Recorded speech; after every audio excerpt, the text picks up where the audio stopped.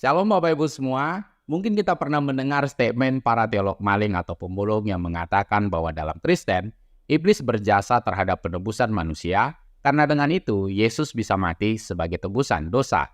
Dan termasuk iblis CS seperti Yudas Iskariot, para imam, ahli Taurat, orang Farisi, Pontius Pilatus, dan tentara Romawi, juga berjasa karena kalau saja Yesus tidak dibunuh atau disalibkan, maka penebusan dosa tidak terjadi. Nah, sekilas kesimpulan ini sepertinya masuk akal Bapak Ibu bahwa iblis berjasa dalam penebusan dosa orang Kristen. Alur kerangka berpikir para teolog maling itu mungkin saya bisa gambarkan secara sederhana seperti ini Bapak Ibu, di mana iblis dan CS berperan, maka Yesus disalibkan dan penebusan dosa pun terjadi. Kesimpulan matematis yang ada dari teolog maling atau pemulung itu adalah bahwa iblis berjasa dalam penyaliban Kristus sehingga dosa orang Kristen diampuni. Nah, kalau pendekatan kesimpulan logis yang melibatkan iblis itu disampaikan oleh para teolog maling atau pemulung Bapak Ibu, maka pendekatan yang sama juga yang melibatkan iblis juga bisa kita sampaikan.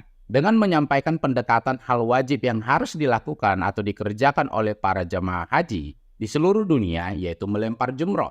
Melempar jumroh adalah satu rukun atau bagian integral yang tidak bisa dipisahkan dalam ibadah haji Bapak Ibu. Seseorang tidak dapat dianggap telah menuaikan ibadah haji secara sempurna dan full jika tidak melempar jumroh. Untuk menjadi haji yang sah dan diterima, melempar jumroh adalah syarat yang tidak bisa diabaikan. Nah, mari kita lihat sejarah pelemparan jumroh dari literatur saudara-saudara kita yang dari Islam Bapak Ibu. Dan untuk itu kita akan dibantu oleh tafsir Al-Qurtubi. Di dalam tafsir ini Bapak Ibu, Ibnu Abbas berkata, pada saat Ibrahim hendak menyembelih anaknya, iblis menghalanginya pada Jumratul Aqabah, kemudian dia melemparinya dengan batu, dia di sini adalah Ibrahim, sebanyak 7 kali sampai ia pergi, ia yang kedua di sini adalah iblis. Kemudian kembali iblis menghalanginya pada Jumratul Wusta, dan dia melemparnya dengan batu 7 kali sampai dia pergi. Kemudian ia kembali menghalangi Ibrahim pada Jumratul Uqrah, lalu dia melemparinya dengan batu sebanyak 7 kali dan kemudian pergi. Ibrahim terus berlalu untuk menuaikan perintah Tuhan. Nah, perhatikan Bapak Ibu, berdasarkan literatur tadi kita bisa melihat sejarah terjadinya pelemparan jumroh yang dilakukan oleh semua orang Islam yang mau menuaikan ibadah haji. Dan itu dilatar belakangi kehadiran iblis pada saat Ibrahim hendak mempersembahkan anaknya.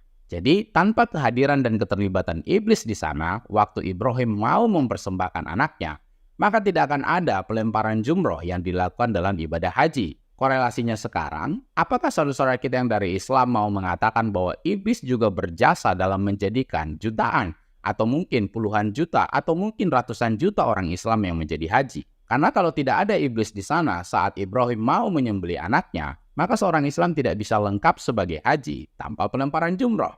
Kalau saudara-saudara kita yang dari Islam itu menjawab ya, berarti iblis berjasa membuat jutaan, atau mungkin puluhan juta, atau mungkin ratusan juta orang Islam menjadi haji.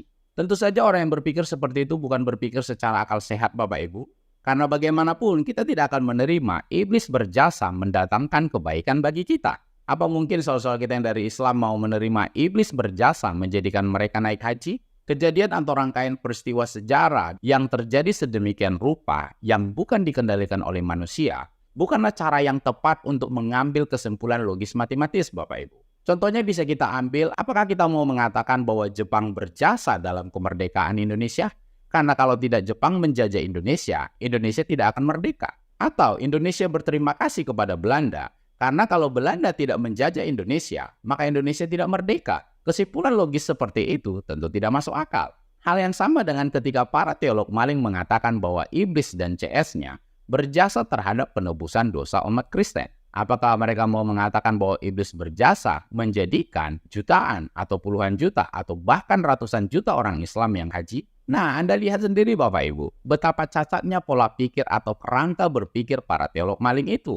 Seolah-olah bijaksana dan masuk akal, padahal itu menunjukkan betapa rendahnya cara dan konsep berpikir mereka. Kalau ada yang jadi mualaf karena kerangka berpikir yang cacat seperti itu, dan lantas dengan bangganya menunjukkan dirinya sebagai mualaf di sosial media, itu sebenarnya menunjukkan betapa dangkalnya kemampuan berpikirnya. Dan bagi saya, tidak heran kalau orang itu menjadi mualaf hanya karena kesimpulan matematis seperti itu, karena kemampuan logisnya yang sangat rendah. Jadi kalau ada para teolog maling yang mengatakan bahwa iblis dan CS-nya seperti Yudas Iskariot, Pontius Pilatus, para imam, tentara Roma, dan lain sebagainya berjasa dalam pengampunan dosa orang Kristen, karena kalau tidak begitu Yesus tidak disalibkan dan tidak mati, maka video ini bisa membantu Bapak Ibu semua. Dengan pendekatan yang sama, apakah mereka juga mau mengakui bahwa iblis juga berjasa menjadikan jutaan atau puluhan juta atau bahkan mungkin ratusan juta orang Islam menjadi haji? Karena iblis terlibat dalam peristiwa sejarah pelemparan jumroh pada saat Ibrahim mau mempersembahkan anaknya. Demikian yang bisa saya sampaikan Bapak Ibu. Semoga menjadi berkat dan menambah pengetahuan dan wawasan kita semua.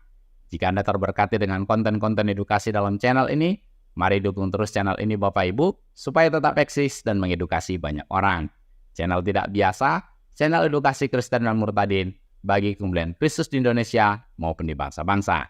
Jangan benarkan yang biasa, tapi biasakan yang benar. Tuhan Yesus memberkati.